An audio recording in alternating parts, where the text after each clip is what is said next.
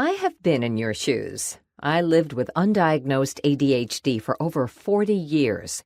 When my kids were little, figuring out what to make for dinner each night and pulling it off felt like an Olympian challenge. I faced piles of laundry because I struggled to decipher the seemingly simple steps of sorting, washing, drying, and putting it away. It was typical to wake up to a wet heap of smelly clothes in the washer because I had forgotten to load the dryer the night before.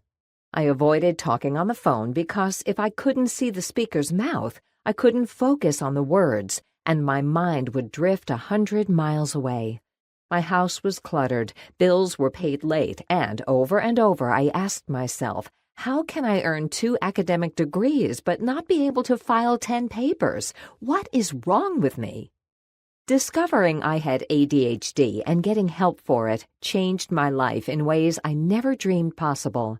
As I gained confidence in myself through learning more about ADHD and how it affected me, I began to baby step my way into a new, exciting life that included this thing called ADHD. I learned that my ADHD didn't define me, but explained many of my quirks and difficulties. Once I saw how vastly different and better my life became, I wanted to offer hope to other women with ADHD, women like you who might be living in shame, self-loathing, or pure frustration. Since the mid-1990s, I have been working with adults with ADHD in a variety of capacities. I volunteered for many years at CHAD, Children and Adults with Attention Deficit Hyperactivity Disorder, and ADDA, Attention Deficit Disorder Association. I led support groups online and launched http://addconsults.com, where I've been able to meet and help thousands of men and women online. My journey led me to writing my first book, Survival Tips for Women with ADHD.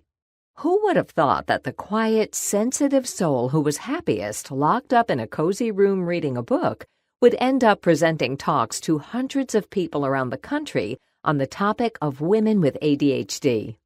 My hope is that this book will continue my voyage toward helping other women with ADHD who, like me, got so very stuck with the symptoms of ADHD, drowning in clutter, being late, burning dinner, feeling constantly overwhelmed.